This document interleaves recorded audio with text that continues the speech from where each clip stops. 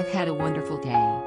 Those were the heartwarming words of great-great-grandmother Loraine Findley after her family organized a special celebration for her 100th birthday. The family were forced to get creative after the coronavirus pandemic ruined plans for a street party outside Loraine's Grange Villa home that she has lived in for almost 70 years. But they were determined to help her celebrate and decided to decorate grandson Grant Findley's van with banners and balloons and organized a drive-by street parade, where family could visit her from a distance. Grant, who owns a roofing business, said, "We started planning a street party 2 years ago, but that hasn't been able to happen due to COVID. She hasn't really seen anybody or had a hug for a year now, so we knew we had to do something to show her we're thinking of her and wish her a." Grant guided the van through Loraine Street in County Durham with his family on the back of it who were able to wave, and she was overwhelmed when the community came out of their homes to sing happy birthday to her. In a special speech to his grandma, Grant said, "Grandma, you're the Queen of Grange. You're fantastic and everyone is so proud of you.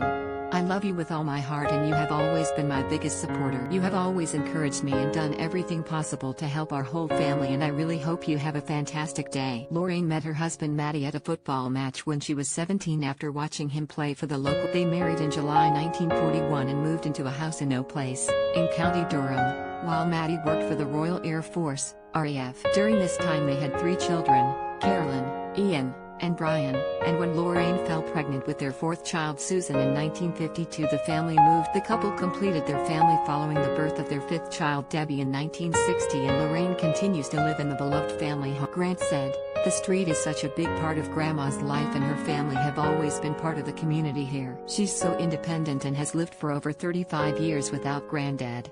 Her memory is remarkable.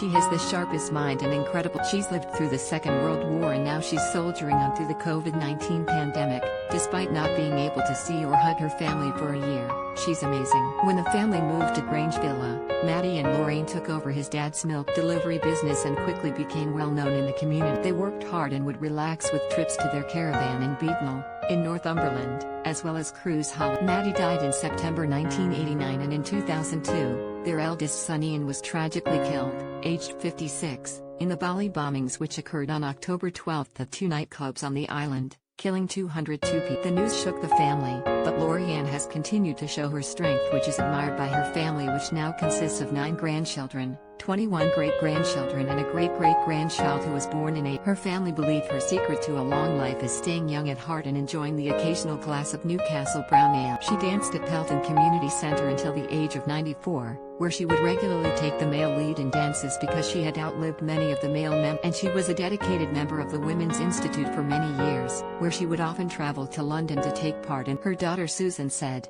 "She loves her family and her kids and she just enjoyed dancing, and being part of the Women's Institute was a big part of her life, and right up until the lockdown she loved going out. She's always been